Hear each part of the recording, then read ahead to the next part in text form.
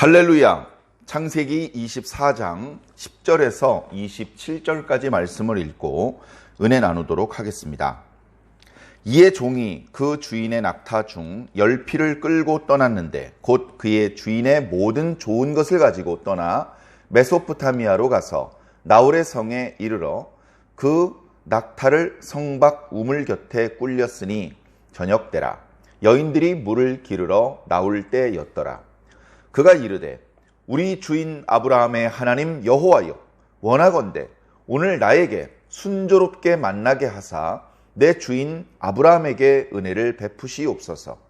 성중 사람의 딸들이 물 기르러 나오겠사오니 내가 우물 곁에 서 있다가 한 소녀에게 이르기를 청하건대 너는 물동이를 기울여 나로 마시게 하라 하리니 그의 대답이 마시라. 내가 당신의 낙타에게도 마시게 하리라 하면 그는 주께서 주의 종 이삭을 위하여 정하신 자라. 이로 말미암아 주께서 내 주인에게 은혜 베푸심을 내가 알겠나이다. 말을 마치기도 전에 리브가가 물동이를 어깨에 메고 나오니 그는 아브라함의 동생 나홀의 아내 밀가의 아들 브두엘의 소생이라. 그 소녀는 보기에 심히 아름답고 지금까지 남자가 가까이 하지 아니한 처녀더라. 그가 우물로 내려가서 물을 그 물동이에 채워가지고 올라오는지라. 종이 마주 달려가서 이르되 청하건대 네 물동이의 물을 내게 조금 마시게 하라. 그가 이르되 내 주여 마시소서 하며 급히 그 물동이를 손에 내려 마시게 하기를 다하고 이르되 당신의 낙타를 위하여서도 물을 길어 그것들도 배불리 마시게 하리이다 하고 급히 물동이의 물을 구유에 붓고 다시 기르려고 우물로 달려가서 모든 낙타를 위하여 깃는지라. 그 사람이 그를 묵묵히 주목하며 여호와께서 과연 평탄한 길을 주신 여부를 알고자 하더니 낙타가 마시기를 다하매 그가 반세겔 무게의 금 코골이 1개와 10세겔 무게의 금 손목고리 1쌍을 그에게 주며 이르되 네가 누구의 딸이냐? 청하건대 내게 말하라. 네 아버지의 집에 우리가 유숙할 곳이 있느냐? 그 여자가 그에게 이르되 나는 밀가가 나홀에게서 낳은 아들 브두엘의 딸이니이다. 또 이르되 우리에게 집과 사료가 족하며 유숙할 곳도 있나이다. 이에 그 사람이 머리를 숙여 여호와께 경배하고 이르되 나의 주인 아브라함의 하나님 여호와를 찬송하나이다. 나의 주인에게 주의 사랑과 성실을 그치지 아니하셨사오며 여호와께서 길에서 나를 인도하사 내 주인의 동생 집에 이르게 하셨나이다 하니라. 아멘. 예, 감사합니다. 말씀을 읽으면서 가슴이 뜨거워지고 눈물이 찡하고 야, 하나님께서 살아계시는구나. 하나님께서 이렇게 기도를 들어주시는구나. 그런 것들을 저는 마음으로 느꼈습니다. 자, 지난 시간에 아브라함이 나이 많아 늙었고 하나님께서 그의 범사에 복을 주셨다. 그때 나이가 대략 140살쯤 되었다. 그래서 자기 아들이 여러 가지 마음의 상처로 어머니가 일찍 돌아가신 것에 대한 슬픔으로 아버지에게서 조금 떨어져 홀로 지내고 있지만 그 아이가 장성했기 때문에 그에게 어울리는, 그는 특별히 하나님의 언약을 계승해야 될 중요한 인물이기 때문에 그를 통해서 태어날 자손들도 역시 중요한 존재들이고 그런 그의 자녀들 그리고 계속해서 계승될 언약들, 그런 것들을 생각해 봤을 때 아무 여자나 특히 가나안 동네에 있는 그런 여자들로 내 아들을 위해서 아내를 맞아들일 수는 없다. 하나님께서 기뻐하시는 자들이 아니다. 그들은 세상 풍속에 가득하고 하나님을 두려워하는 것이 없고 그런 모습들을 영적으로 아브라함이 분별했기 때문에 차라리 자기 친족 중에서, 그래도 자기 친족들은 셋의 후손이고 또 셈의 후손이고 하나님을 두려워하며 경외할 줄 아는 사람들이 그나마 자기 친족들 중에서 있기 때문에 그 중에서 내 아들을 위해서 아내를 구하는 것이 마땅하겠구나. 그렇게 이제 마음속으로 느끼고 오랫동안 고민했겠죠. 그러다가 결심을 하고 가장 믿을 수 있는 나이 많은 늙은 종을 불러서 자기 허벅지 밑에 손을 집어넣게 만들고 맹세를 하는 것입니다. 이 동네 사람들 가나안 여인 중에서 아내를 절대 찾지 말고 내 친족 중에서 찾아라. 만약에 그 여자가 이 땅 가나안으로 들어오기를 원하지 않는다면 걱정하지 말아라. 그러나 절대 내 아들을 데리고 가나안 땅 밖으로 나가서는 안 된다. 그렇게 신신당부를 하고 이제 그 종이 이삭의 아내를 구하기 위해서 여행을 떠나는 이야기가 오늘 말씀부터 시작되고 있습니다. 종이 주인의 명을 받았고 주인 앞에서 맹세도 했고 주인에게 이것과 관련된 전권을 위임받았습니다.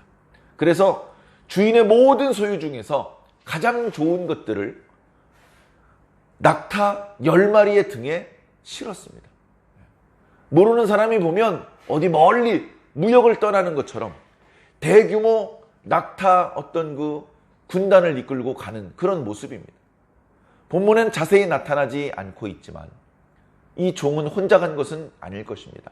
낙타가 10마리이기 때문에 그 낙타들을 돌봐야 되고 그 짐을 지켜야 되고 관련해서 이런저런 일들을 해야 되기 때문에 여러 믿을 수 있는 종들과 함께 여행을 떠났습니다. 꽤 먼 길이었을 텐데 그 먼 길의 노정 중에는 특별한 일이 없었기 때문에 자세한 설명은 생략하고 오늘 말씀 첫 구절 그러니까 10절에 벌써 메소포타미아 지역에 있는 뒤에 나오겠습니다만 하란 지역이죠. 이 지역에 나홀의 성, 나홀의 마을이라는 곳에 도착을 했습니다. 전에 22장 뒷부분에 나타났던 것처럼 그러니까 그 말씀이 참 신기해요.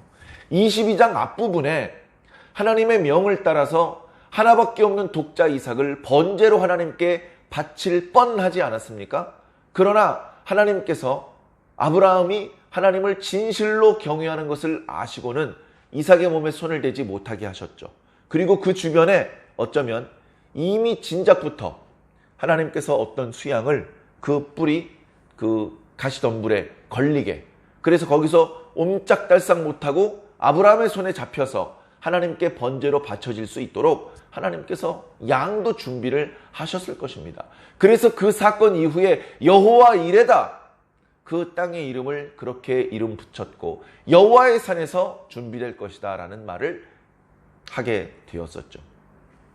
그 말씀을 하시고 아브라함이 돌아와서 소식을 듣습니다. 아브라함의 아버지가 데라인데 데라에게는 아들이 셋이 있었습니다. 아브라함이 첫째고 그 밑에 나홀이 있었고 막내가 하란입니다. 그 세 아들은 데라의 아들로서 우루 지방에서 살면서 거기서 태어났습니다. 거기서 어떤 일이 있었는지 자세히 기록되지는 않습니다만 데라는 아들들과 모든 식솔들을 이끌고 떠납니다. 떠나서 하란 지역에 정착을 합니다. 오리엔트라고 하는 초승달 모양의 비옥한 땅 오른쪽 끝에서 중간 지점까지 이동을 한 것이죠. 거기서 더 이동을 하지 못했습니다. 왜냐하면 거기서 데라가 죽었기 때문에 그렇습니다. 그래서 그 동네 이름이 나중에 하란이 되었는데 하란이 된 이유는 우루 지방에서 떠날 때 이미 하란이 죽었기 때문에 그렇습니다. 그때 하란은 이미 결혼을 해서 자녀들을 낳았습니다. 그 중에는 밀가라는 딸도 있었고 또 여러 가지 자식들이 있었습니다. 롯도 그 중에 한 명이었죠. 자, 그렇게 해서 그 가족들이 하란 지역으로 이주를 했는데 거기서 그만 데라도 죽게 되었던 것입니다. 슬픔을 겨우 추스리고 있을 때 하나님께서 아브라함을 부르셨죠. 그래서 아브라함은 이미 우르에서 죽었던 하란의 아들, 그러니까 자신에게는 조카죠. 그 조카 롯을 마치 아들처럼 가까이 두고 또 아내 사라와 함께 하나님의 명을 따라서 오리엔트 지역의 서쪽 끝인 가나안 땅에 들어오게 되었던 것입니다. 그때 그 말씀을 설명하실 때 자세한 기록은 없었지만 아마도 그렇게 하란에서 가나안으로 이주할 때 아브라함의 동생이었던 나홀은 이주하지 않고 그냥 하란에 남아 있었던 모양입니다. 그렇게 하란 지역에 남겨져 있던 그 나홀은 거기서 또 자녀들을 낳았는데 밀가를 통해서 8아들을 낳았고 또 다른 첩을 통해서도 4명의 아들을 낳아서 모두 12명의 아들을 두었습니다. 그리고 그 12명의 아들은 각각 시집가고 장가가고 그렇게 해서 나홀의 자손들의 숫자가 그 주변의 다른 사람들보다 급격히 빨리 증가해서 심지어 그 동네는 나홀의 마을이다 라고 이름을 붙일 정도로 그 동네에서 꽤나 기반을 닦고 자리를 잡고 있었던 것 같습니다. 바로 그곳으로 간 것이죠. 오늘 말씀에 메소포타미아라는 말은 두 강 사이에 있는 땅이다 이런 말이죠. 우리가 잘 아는 것처럼 티그리스 강과 유프라테스 강 그리고 그 주변 땅을 메소포타미아 지역으로 불렀던 것입니다. 지금 나홀이 살고 있는 그 하란 지역은 그 메소포타미아 지역의 북쪽, 그러니까 유프라테스 강과 티그리스 강의 상류 지방, 전체 초스 땅을 모양의 오리엔트 지병으로 말하면 가운데쯤 있는 그런 위치입니다. 그곳으로 이제 아브라함의 종이 10마리의 낙타를 끌고, 그리고 그 낙타들에게는 아브라함이 가지고 있는 보물들 중에 좋은 것들로 낙타 10마리에 실었습니다. 그렇게 많은 재물들을 가지고 간 것은 아내를 얻기 위해서, 그 신부의 값을 지불하기 위해서 싣고 간 것입니다. 어쩌면 신부의 값을 지불하는데 아브라함처럼 큰 부자가 가지고 있는 진귀한 보물이라면 낙타 한 마리에 실는 양으로도 충분할지 모르겠습니다만 아브라함이 보통 사람입니까? 그리고 이삭이 보통 인물이 아니기 때문에 충분히 넘치게 신부의 값을 치르기 위해서, 거절할 수 없게 하기 위해서, 또 아브라함의 친족에게 예의를 표하기 위해서 그렇게 최대한 좋은 것들로 준비를 했죠. 아브라함이 야 그렇게까지 많이 가져가면 어떻게 해? 이렇게 하지 않습니다. 그렇게 많이 가져갔지만 아브라함에게는 다른 것들이 더 많이 있고 이미 아브라함이 이 일과 관련된 전권을 그 늙은 종에게 위임했기 때문에 잘했다. 어쩌면 내 마음을 알고 그렇게 풍족하게 준비를 했느냐. 잘했다. 조심해서 잘 다녀와라. 이렇게 이야기를 했겠죠. 자, 그렇게 해서 나홀의 성에 도착을 했습니다. 성 안으로 들어가기에 앞서서 성 밖에서 우물가에 앉아 있습니다.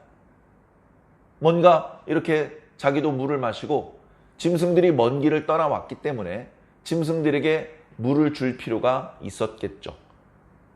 그렇게 하고 성에 들어가서 묵을 곳을 찾는 것입니다.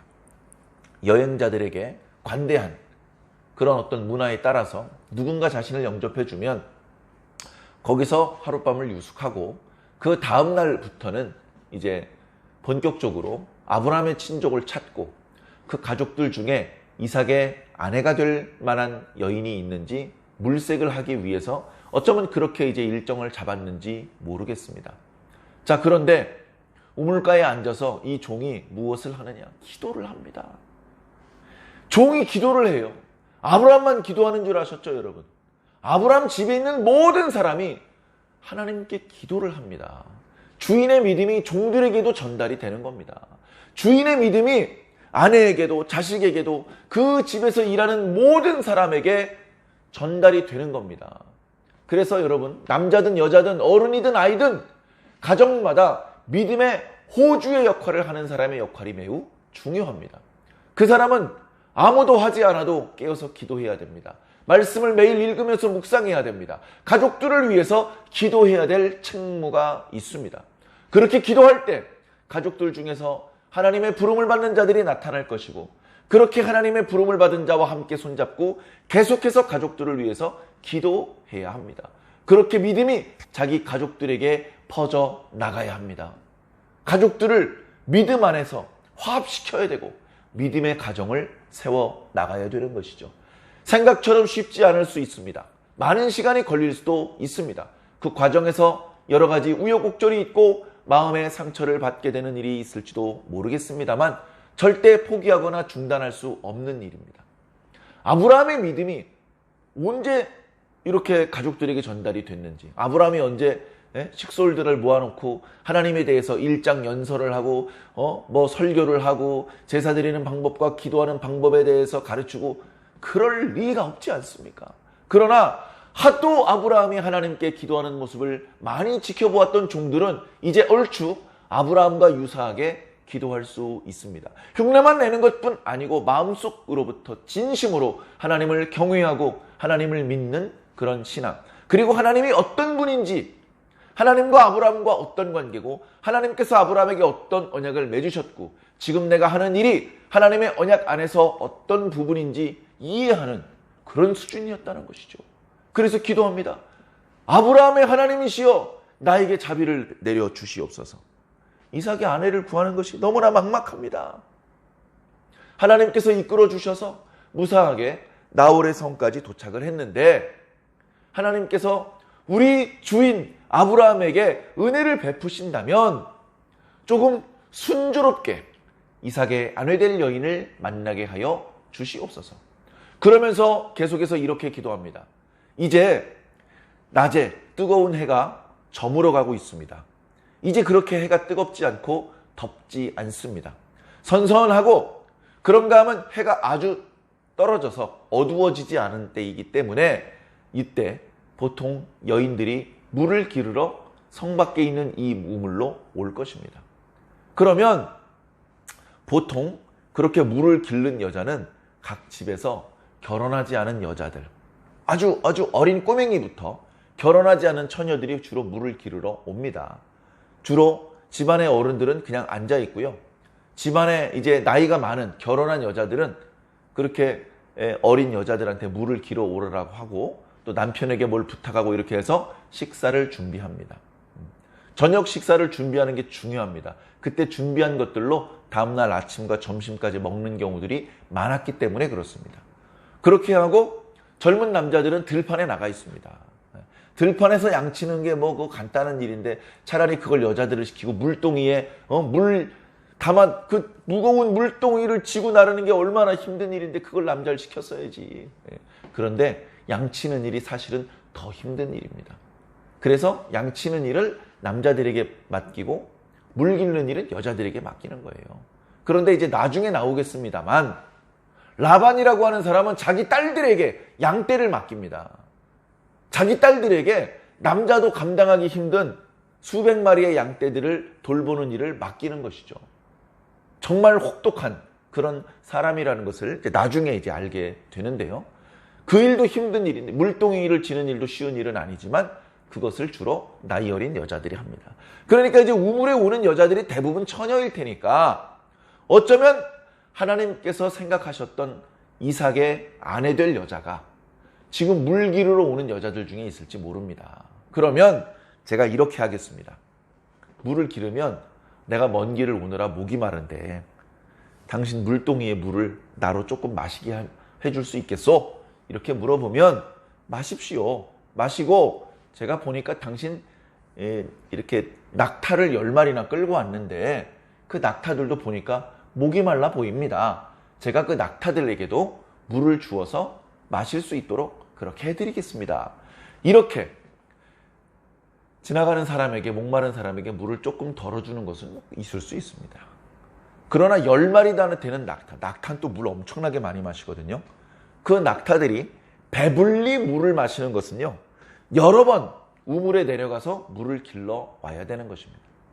우리나라에는 우물이 보통 수직으로 깊은 구덩이를 파서 거기서 물을 기릅니다. 수직으로 깊은 구덩이를 만들었기 때문에 거기 떨어지는 사고가 발생되면 안 되죠. 그래서 그 우물 주변에 담장을 쳐놓습니다.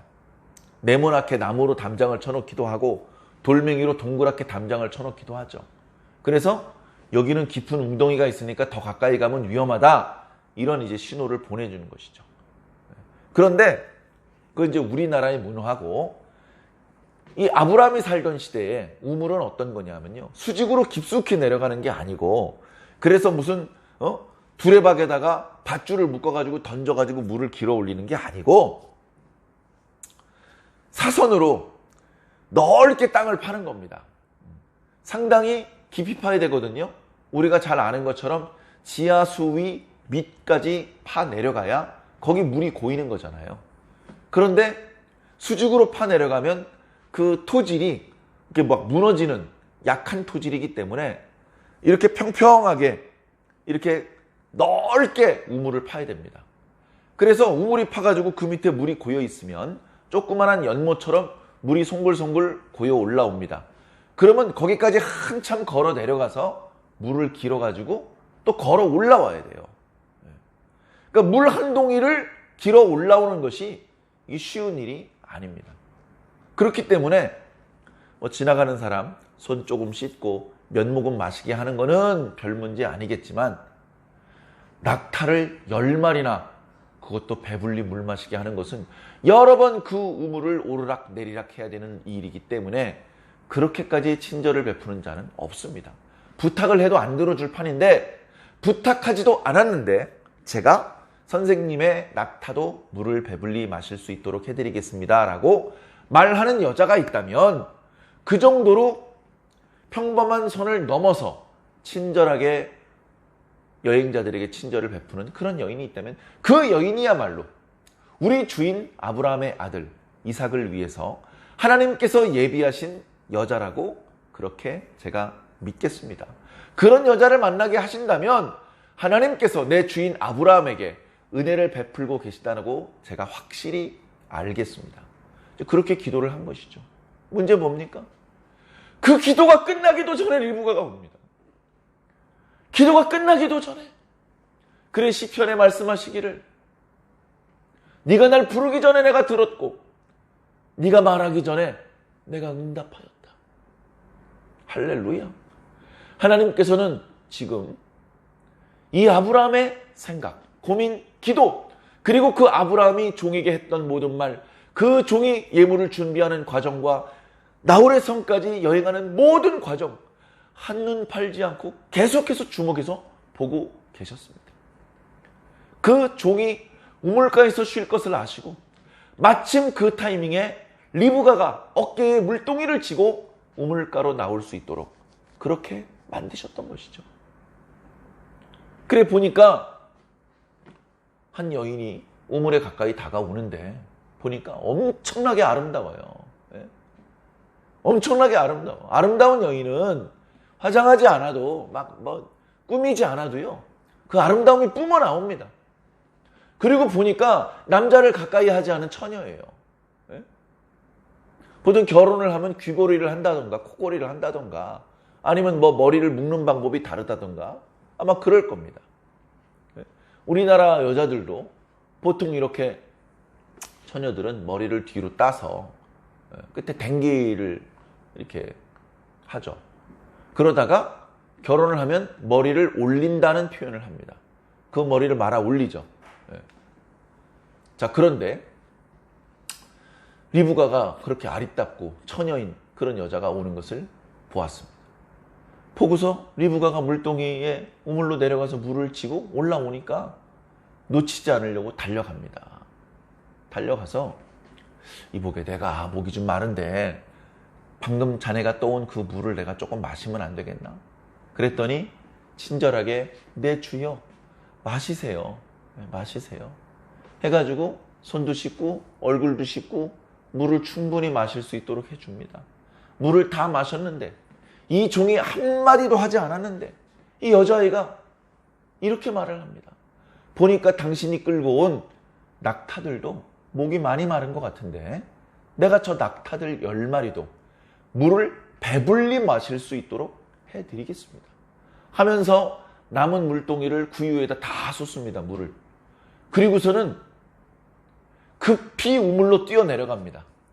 오늘 말씀에 보면요. 급히라는 말, 달려간다는 말이 이렇게 여러 번 나와요. 10마리의 그 낙타가 물을 배불리 마시려면요. 리브가가 생면부지 알지도 못하는 그 사람의 낙타를 위해서요. 그 깊은 우물까지 들어갔다 나왔다 들어갔다 나왔다. 들어갈 땐 빈 물동이니까 뛰어 들어갔는지 모르지만 나올 때는 무거운 물동이기 때문에 얼마나 힘들었을까요? 땀을 뻘뻘 흘리면서 그 10마리의 낙타가 물을 배불리 먹을 때까지, 구유에 물이 남아있는데도 물을 안 마실 때까지 계속 물을 길어다 주는 겁니다. 이때 이 아브라함의 늙은 종은 고맙습니다. 아이고 힘들 텐데 그만하세요. 이런저런 얘기를 하지 않고 가만히 지켜봅니다. 이게 어떻게 된 일인가? 이게 혹시 방금 전 내가 하나님께 기도를 드렸는데 그 기도의 응답인가? 이게 어떻게 된 일이지? 하면서 끝까지 지켜봅니다. 끝까지 지켜보는데 정말로 이 낙타 10마리가 물을 더 마시지 않을 때까지, 배불리 물을 마실 때까지 물을 길어다 줍니다. 그리고서는 아이고 이제 낙타들이 물을 배불리 마신 것 같네요 라고 그렇게 이제 이야기를 했겠죠. 그때 이 늙은 종은 가지고 온 재물 중에서 코골이 하나와 팔찌 2개를 꺼냅니다. 금으로 만들어졌습니다. 무게가 코골이는 반세겔, 팔찌는 13개짜리니까 23개, 20.5세겔의 금을 줍니다. 그 물동이에 물을 져서 낙타에게까지 마신 건 정말 힘든 일이고 고마운 일이지만, 근데 금 20.5세겔을 줄 정도로 큰 일은 아니거든요. 어마어마한 보상을 합니다. 그러면서 물어봅니다. 정말 고맙네. 미안하지만 자네 이름이 뭔가? 자네가 누군가? 그리고 혹시 자네 집에 우리 일행이 머물 유숙할 수 있는 자리가 있나? 그렇게 이제 물어봅니다. 그랬더니 이 여자아이가 뭐라고 대답하느냐? 저는 밀가가 나홀에게 낳은 브드엘의 딸입니다. 이 이야기를 들었을 때 얼마나 놀랐을까요? 얼마나 놀라고 하나님께서 살아계신 것이 느껴져서 이 여자아이가 그럽니다. 저희 집에는 묵을 곳도 많고 선생님의 약대를 위해서 줄 수 있는 사료나 집도 충분히 있습니다. 다른 데 가지 말고 저희 집에 오세요. 이렇게 얘기를 합니다. 그 순간 이 종은 여자가 옆에 있는지 다른 종들이 보는지 지나가는 사람이 흉보든지 어쨌든지 머리 숙여 하나님께 경배를 드립니다. 하나님께서 내 주인 아브라함에게 은혜를 베푸신다면 이렇게 해주십시오라고 했는데 그대로 해주셨거든요. 아, 하나님께서 내 주인에게 은혜를 베푸시고 계시군요. 그 은혜라는 말, 그것이 27절에는 사랑이라는 단어로 바꾸어서 번역되어 있는데 히브리어로는 헤세드라는 말입니다. 네, 하나님께서 내 주인 아브라함에게 헤세드를 베풀시기를 멈추지 않으시는군요. 아직도 하나님께서 아브라함에게 복 내려주시기를 멈추지 않으시는군요. 이렇게 저희 기도를 들으시고 이렇게 순조롭게 주인의 아들 이삭의 아내 될 여인을 만나게 해주셔서 감사합니다. 그렇게 기도를 하는 것으로 오늘 말씀이 마무리되고 있습니다. 그러니까 하나님은 눈에 보이지도 않고 잘 안 느껴지죠. 그러나 이 말씀을 보면 하나님께서 우리 기도를 다 듣고 계시구나. 하나님께서 살아계시는구나. 약속하신 것을 이루시는 신실하신 분이구나. 어쩌면 이렇게 완벽하게 준비하고 계시지. 어쩌면 이렇게 하나도 빈틈이 없지. 그래서 오늘 말씀 27절에 하나님께서 아브라함에 베푸셨다는 그 사랑과 성실, 이 사랑과 성실을 시편이나 다른 말씀에 히브리어로는 똑같은 단어를 쓰고 있는데 에메트라는 단어와 헤세드라는 단어를 쓰고 있는데 거기서는 인자와 성실로, 인자와 진실로 또는 인자와 진리로 이렇게 이제 번역을 해주고 있습니다. 그래서 인자와 진리의 하나님, 사랑과 성실의 하나님 같은 말이죠. 하나님께서 아브라함에게만 사랑과 성실을 베푸실까요? 그렇지 않습니다. 이삭에게도 베푸셨고요. 야곱에게도 베푸셨고요. 야곱의 12아들에게도 베푸셨고요. 오늘 우리들에게도 베풀어 주시는 것입니다. 하나님께서는 한눈 팔지 않으시고 저와 여러분들을 보고 계십니다. 저와 여러분들의 기도를 듣고 계십니다. 우리의 기도가 마치기 전에 하나님의 응답의 역사들이 시작되고 있습니다. 우리가 미련해서 기도하지 못하고 있고, 우리가 어리석어서 하나님의 응답을 느끼지 못하는 순간이 너무나 많습니다. 깨어서 기도한 것이 어떻게 이루어지는지 느껴보시기 바랍니다. 우리의 기도가 이루어지는 것을 우리가 느낄 때 우리의 기쁨은 충만해질 것이고, 하나님 앞에 저절로 무릎이 꿇어질 것이고, 감사와 찬양이 쏟아져 나올 것입니다. 그게 우리가 사람으로 태어나서 누릴 수 있는 최고의 행복인 것입니다.